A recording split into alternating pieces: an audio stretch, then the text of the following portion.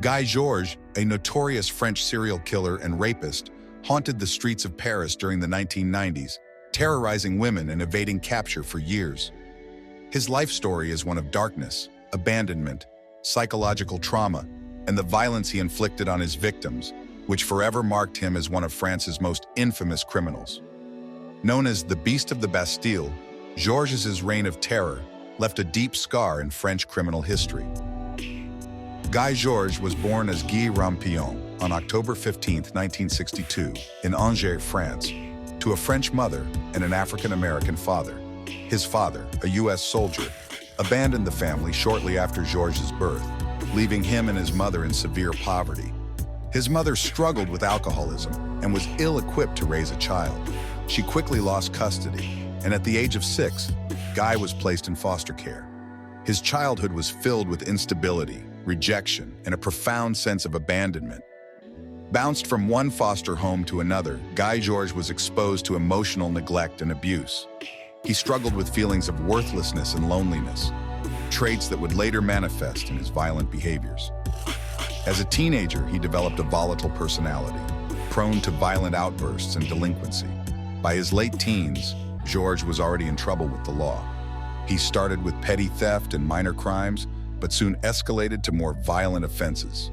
He was arrested several times for burglary and other misdemeanors, which led him in and out of juvenile detention centers. By the mid-1980s, Georges' criminal activity began to take a far more sinister turn. His anger, coupled with deep psychological scars from his traumatic upbringing, unleashed a pathological hatred of women. He attacked his first known victim in 1976, though it would be years before he was recognized as a full-fledged serial predator. During the late 1980s and early 1990s, Georges began raping and murdering young women in Paris, specifically targeting those who lived alone. His modus operandi was brutal. He would stalk his victims, sometimes for weeks, learning their routines and habits before striking. Georges' attacks were violent and sexually motivated. He would strangle, stab, and rape his victims, ensuring their deaths were slow and agonizing. His murders took place in the neighborhoods of the 11th arrondissement of Paris, near the famous Bastille, earning him the nickname, the Beast of the Bastille. Despite the ferocity of his crimes, Georges managed to evade police capture for years, largely due to the inefficiencies in forensic technology and policing at the time. Between 1991 and 1997, Georges is believed to have raped and murdered at least 7 women, though the number could be higher. His victims were typically young, between the ages of 18 and 28, all leading relatively quiet lives.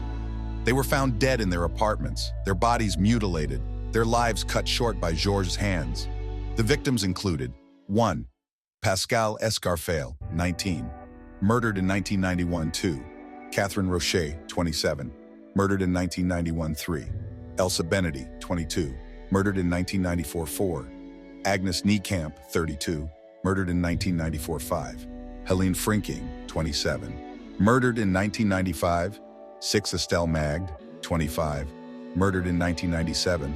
7th Magali Serrati, 19, murdered in 1997. Each of these women was subjected to Georges' sadistic violence, and despite police efforts to catch the elusive predator, he always managed to slip through the cracks. By the late 1990s, the pressure on French authorities to solve the string of brutal murders had reached a boiling point. The public was terrified, and women in Paris lived in constant fear.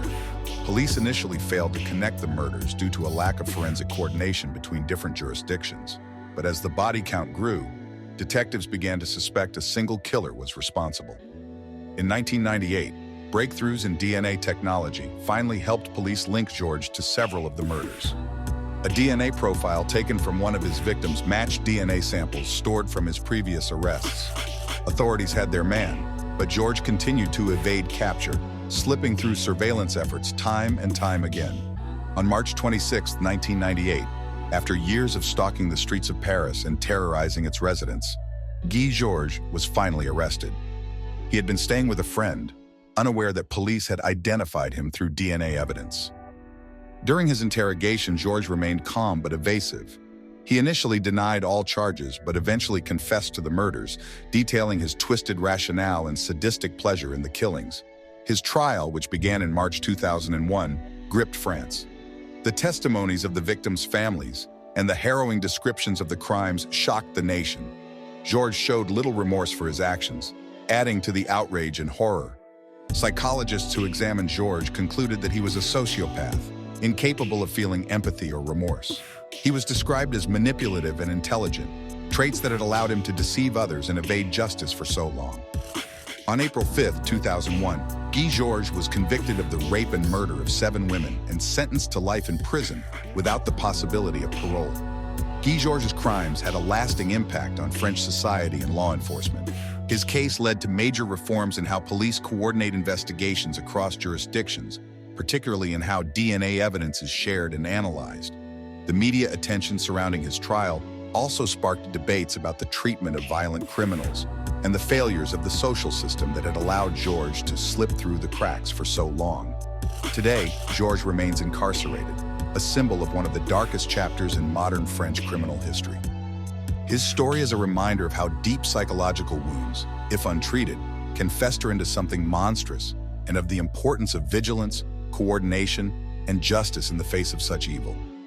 Guy Georges' violent tendencies have often been traced back to his traumatic childhood experiences. The absence of a father figure, the neglect from his alcoholic mother, and his unstable foster care upbringing created a deep well of anger and confusion within him. Psychologists believe that Georges displaced his feelings of abandonment and rage onto his female victims, seeing in them the embodiment of the mother who had failed to protect and nurture him.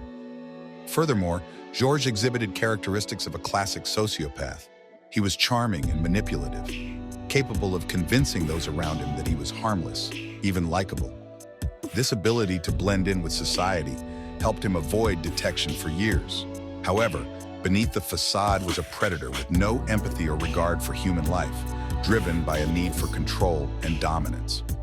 The life of Guy Georges is a tragic and horrifying story of how abuse, neglect, and unresolved psychological trauma can produce unimaginable violence.